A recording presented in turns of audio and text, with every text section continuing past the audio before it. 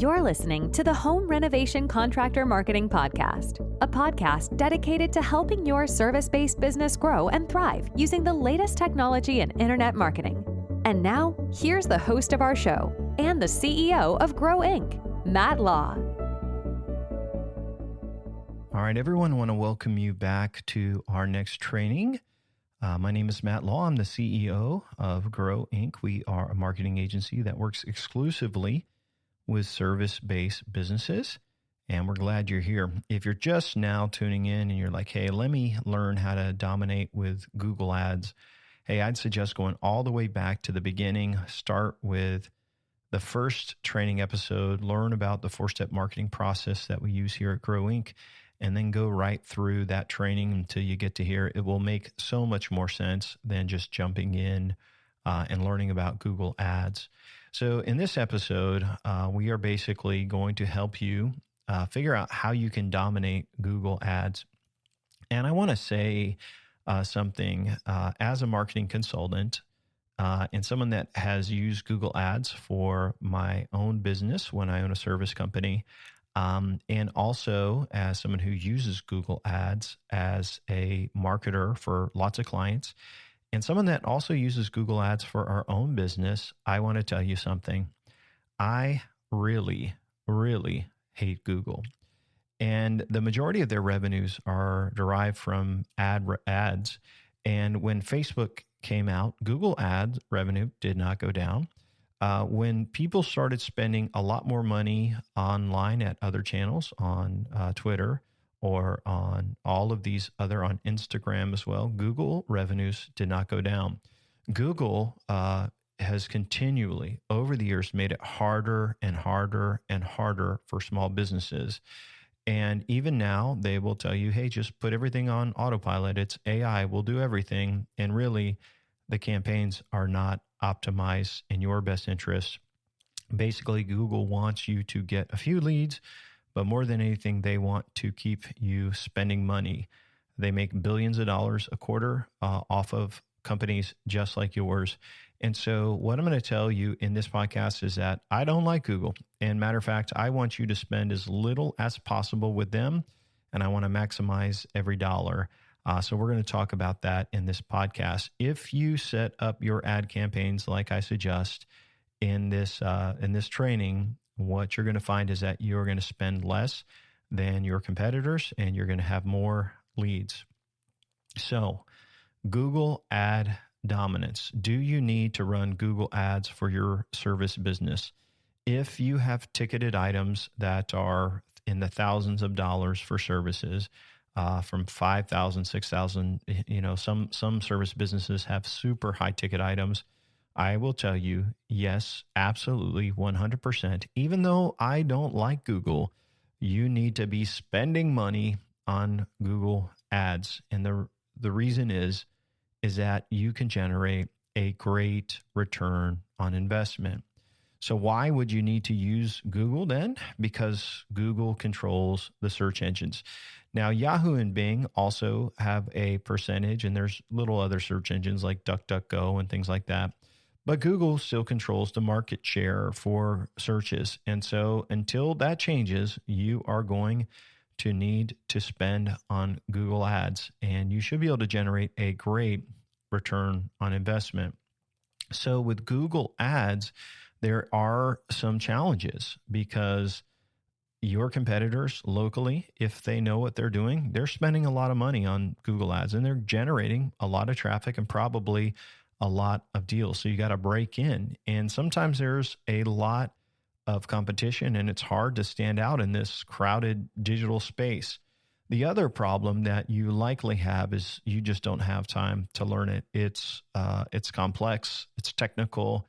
And if you do the basic settings like they want you to do, you usually don't generate enough business to make it worth your while. So a lot of times I'll talk to a new service client and I'll say, hey, tell me about your experience using Google ads. And it's, this and grumpy, and it never worked and we never made amount. And then I look at their campaigns and I'm like, well, of course, this isn't going to work the way it's set up.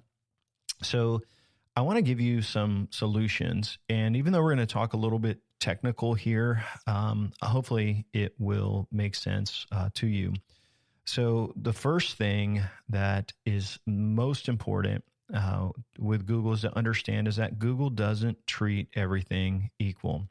So when you're doing pay-per-click bidding, you may bid more than everyone else and still not have that 1, 2, or 3 spot. Okay. And just because you're spending more per click doesn't mean you're getting the top ranking spot. So it's not a fair auction. So Google looks at a couple of things, and this is all based, what they do basically is they give each keyword you use a quality score. And so what they are looking at is your keywords. Okay. So say you have a keyword for your main service. They are looking at your ad content and they're like, hey, how closely does this ad content connect to what the keyword? And so say, for example, you set up a campaign for service 1, but your ad doesn't mention service 1. It doesn't have that service in there. And let's use an electrical contracting company. And so maybe you are trying to get more commercial clients and you're like, hey, the keyword is commercial electricians. And then your ad says residential electricians. So your ad and your keywords, they need to match. So that means you need to tighten up your grouping to all your different services and make a campaign and an ad group for each service. The other thing that really matters to a high quality score is that the landing page that you direct people to should match what it's about. And so, like I said, when we were talking about website development, you probably only have about 7 pages on your site.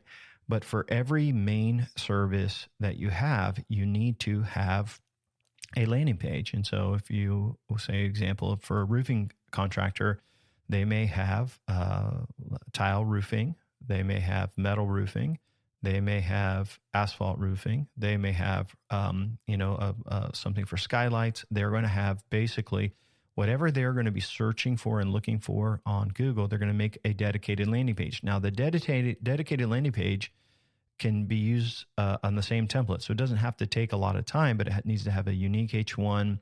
And what we normally do is we'll do SEO on those pages and get them to rank organically, but then we'll also drive traffic to them through pay-per-click.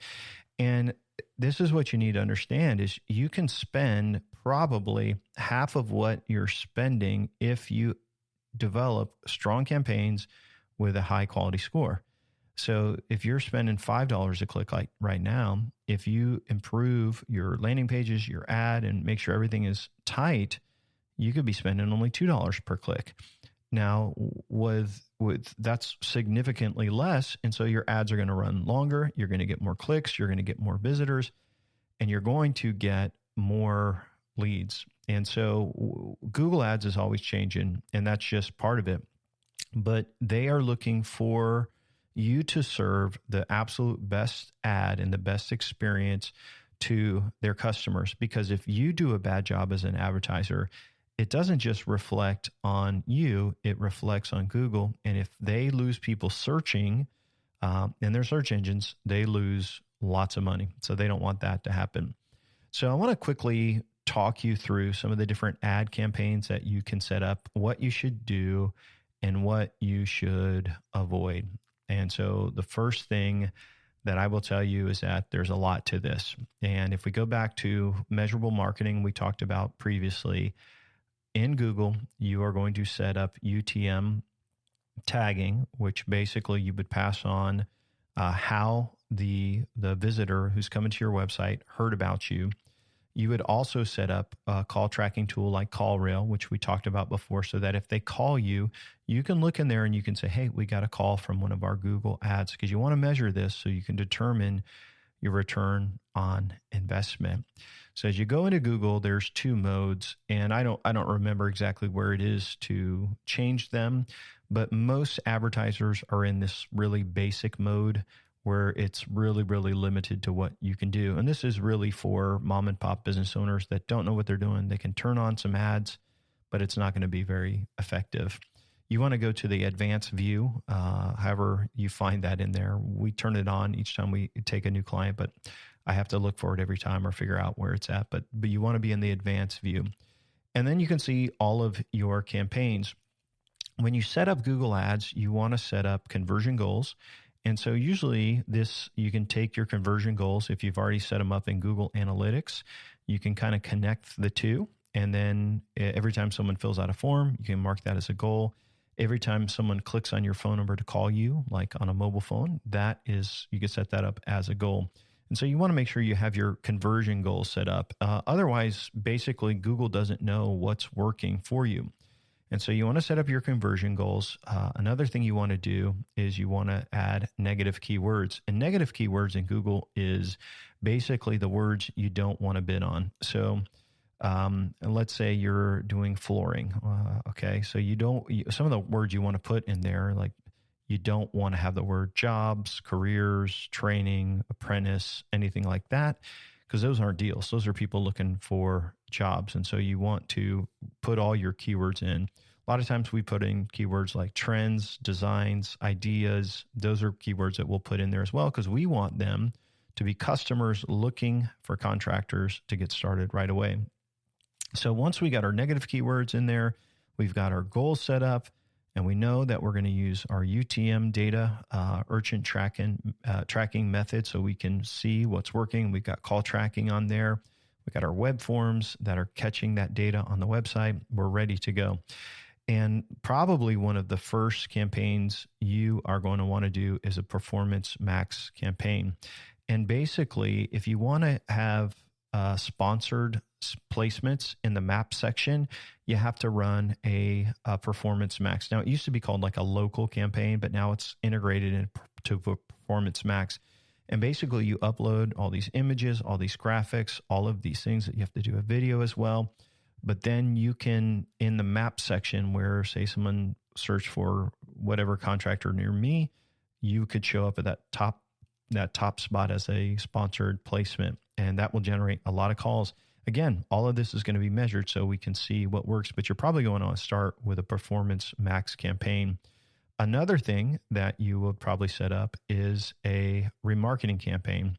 So if you get traffic, say you're doing SEO on your website and you're getting referral campaigns and you're doing all of this, when people click over to your website, how great is it that you can kind of just stay in front of them? And so you can build a custom audience in Google Analytics, and you set up that audience, and then you can market to them through remarketing. So basically, it's all the people who have been to your website. They now get to see your ad over and over again. So remarketing is a great one to do, and you don't have to spend. You can spend a couple bucks a day, but you're staying in front of your customers. You're staying in front of, the people that have visited your website. You're also going to do your Performance Max. You can spend a few bucks a day on that, 10 bucks a day on that, and that will get you phone calls because people are going to be going over to your business listing on Google, on the Google Maps, and they could also be visiting your website. So those are some of the basic campaigns that you can kind of set up that I would not spend a lot of money. But here is where you should spend the bulk of your spend. And this is a type of ad called search ads. So Google has a lot of networks, so they own YouTube, and so you can advertise there. There's the Performance Max, which is basically the local listings. And it's also on a lot of other landing pages. So if you've ever been to another website and there's ads by Google on there, publishers or website owners basically get a split of every time someone clicks on your ad on their website. So those are content ads, and we'll talk about that in a minute. But you really want search ads. And what search ads are is when you go to Google and you do a search, the listings at the top that say sponsored, those are the most highest converting searches and keywords and clicks. And so whatever your services are, and I would break those out into your various services. You may also break them down by geographic areas that you target.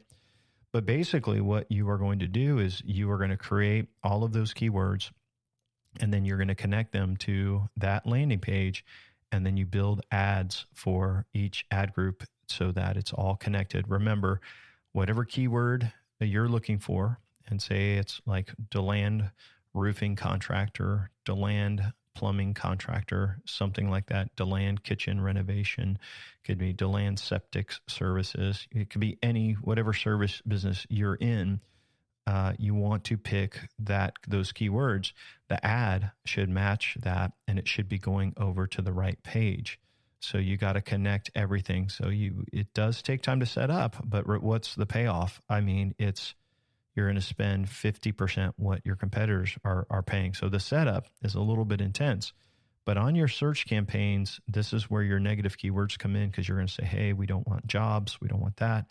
And then basically you turn those on. Now, search ads, if your quality score is not high enough or you're not bidding enough, it will say bid is too low for the ad to show. So you got to raise it. So whenever you kick off a campaign, you usually have to spend more, establish your quality scores, get a high click-through ratio, make sure people are clicking on everything, and then you should be able to measure your return on investment. So when people fill out a form on your website, you'll know if you got a lead. You could say, how did you hear about us? Which you should do, but you can also collect that private UTM data that's passed on in the hidden fields on the form. If someone calls you, if you're using a call tracking tool, you can see, hey, we got a new call from Google Ads, and you can figure out your return on investment. Search ads, imagine if you could generate leads. We have some clients that are generating leads for like $11, $12 a lead. If a job is worth $20,000 and you're only paying $20 a lead, if your closing ratio was 1 in 4, like you're still, you're getting a $20,000 deal for less than $100. So you can get a great return on investment. Content ads, Google will try to say, hey, be on our partners, go on our content network. Sure, you don't want to add this. You got to be very careful with content ads because they usually have a very, very poor return on investment. Now, you can set up audiences like people that are in the market for your service, and that sometimes does well, but you got to really measure it and test it. And so how do you know if any of this works, Matt? You just told me all these campaigns that I have to set up or that you set up for clients. How do I know if any of this works? And it goes back to measuring and leveraging the marketing arsenal, step 3 of our formula. And so because we set up goals on Google, we can see, basically I could look at all of the searches for that month, and I can see that maybe we spent, $500 on all the search. But if I take that data and I look at it over a long period of time, I may see some keywords that we've spent hundreds of dollars on that never have ever generated a call or a lead. And so you know what you do?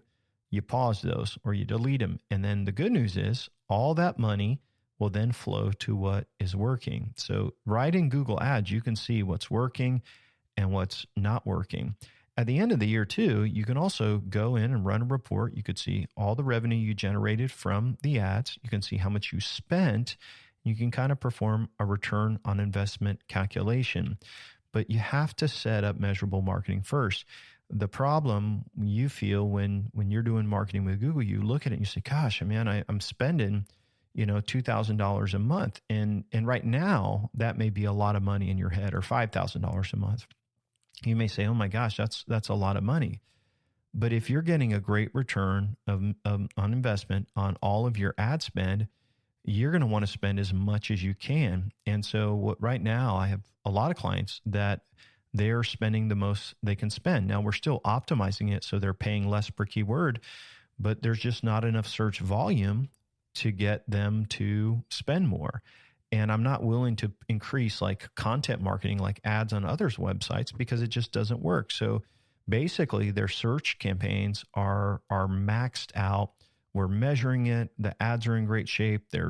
Everything's on point. And yes, this does take time to manage. It takes time to do. But the good news is once it's set up the right way and you're measuring everything, the tweaks don't take as long. It's really just the setup. So once it's set up and that time-consuming process is done, then it's just small tweaks and just making sure of things that we need to change and kind of go through that. So you're going to be using Google Analytics. You're going to set up goals. That's going to transfer over to Google Ads, and then you're going to adjust those.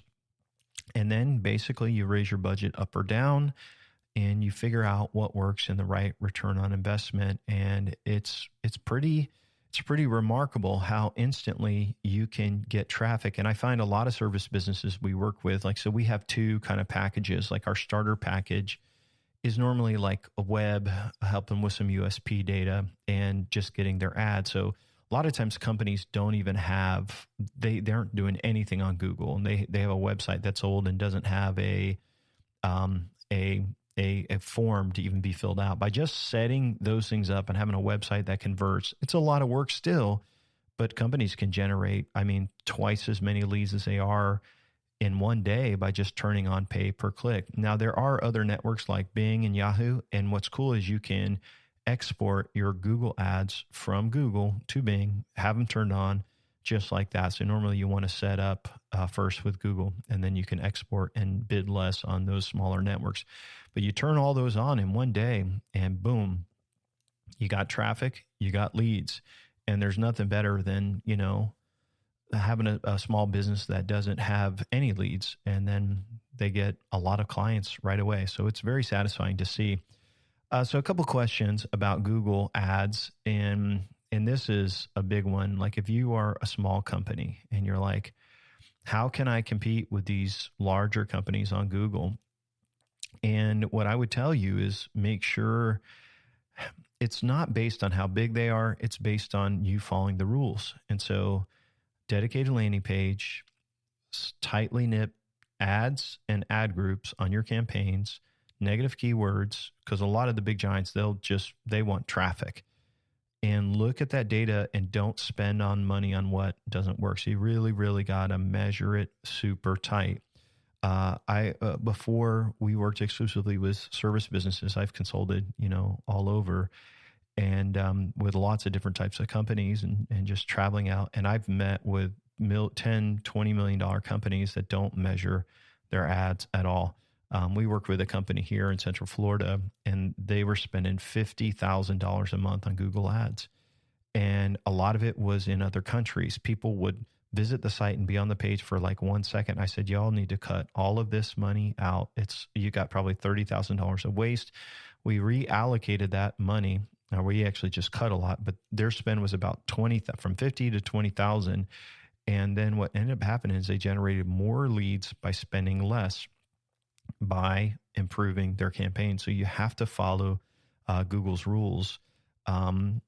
So another question people ask me, and they act like it's not, and I like, this is like Google's, let me just tell you the question. Are Google ads effective for all types of service business?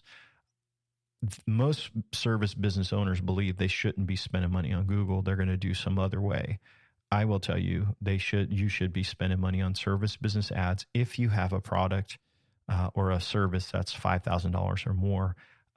And because your competitors are going to eventually too, like they should be. If they listen to this recording, hopefully they would do it, because it's such a great return on investment. And so you should be doing it. Most service businesses should be doing pay-per-click marketing with Google, Yahoo, and Bing. And you can do Facebook. There's other networks as well, but having it set up so you can measure it, number one, and then you just calculate your return on investment. So the question is that I hear a lot is, how do I measure the ROI of Google ads for my service business? So you do this kind of at the end of the year, or maybe at the end of the quarter. You need some data. And so, for example, maybe that first couple of months, you're getting your ads sorted out. So don't check then.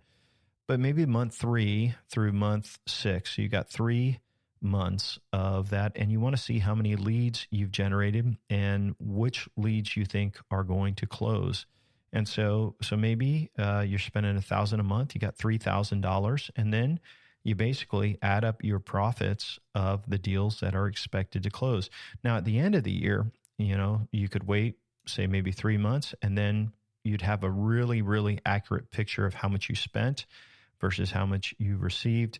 But every company that we've set up, every service business company we've set up pay-per-click marketing for, because of the high ticket of jobs and how much they profit, oh my gosh, it's crazy not to spend, $20 to get a lead if a job's worth $25,000. It's crazy. So most service businesses should be doing this. And and they should be measuring the ROI. Lastly, how often should we update our Google Ads and our strategies?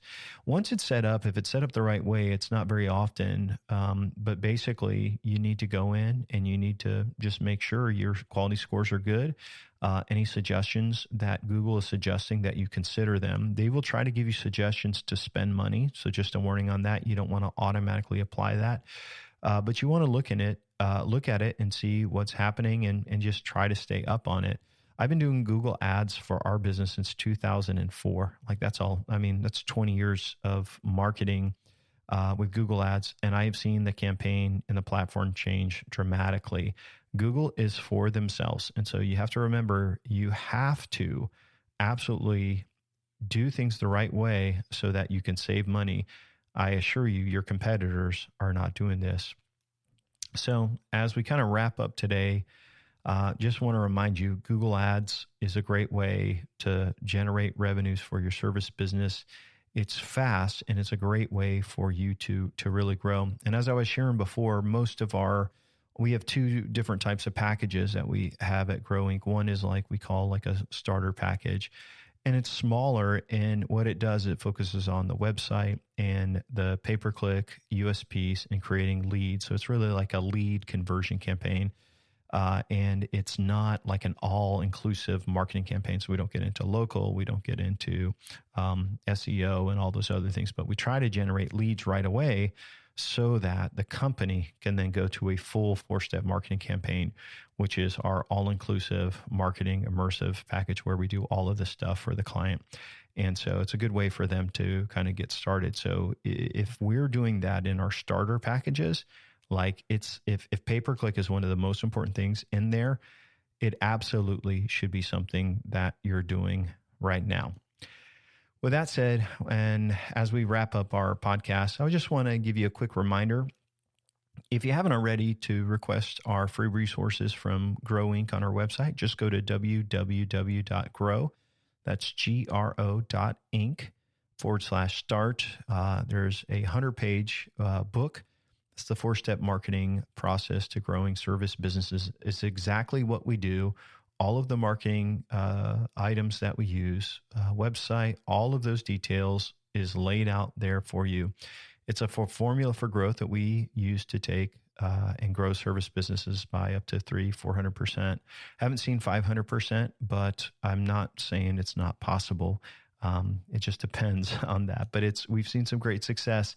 You'll get this book in digital format, so you can read it on your favorite reader. There's a PDF copy. There's an audio copy that you can actually have it played to you while you're driving down the road from appointment to appointment. And there's also a checklist of all the tools that we use and suggest, and a do-it-yourself marketing plan checklist as well. So there's some great resources. We give it away free to prospects. And another thing you may be curious about, well, like why do that? Why help? Well, not everyone we can take on as a client. And I don't mean that like we're better, but just sometimes people are just starting out and they just don't have the capital, and we can help them get a little bit better. And then maybe one day they'll reach out to us. And the other thing is that if we can really educate a client, so a big part of our business model is we partner. And we don't want to partner with someone who doesn't buy into the vision of what their business should look like and be like. And so by educating everybody and sharing this information openly, it allows us to find the right people. So we don't have to sell them or high pressure them. They're like, hey, I'm ready to go. I buy in. And it makes it that much more easy for us to work with a client. So that's another reason we share this. So in our next episode, quick preview, if you will, we're going to be talking about yard signs. We're going to be talking about getting referrals, and we're going to be talking about boosting reviews. And this is all kind of an automatic system. And so we did talk about viral referrals a couple of trainings ago. But this is a little bit different. This is after a job closes. How do you get lots of referrals? How do you every time, the same time every month. How do you log into Google and see you've got 5 new reviews? I'm gonna walk with you through this in our next episode. So thanks for hanging out with us and learning about AdWords, Google Ads, and we will see you on our next episode. Thanks for listening to the podcast today. We hope you found today's episode helpful and informative. For more information about Grow Inc. and to request our free marketing blueprint ebook and other resources, please visit www.grow.inc. That's GRO.inc. We'll catch you in the next episode.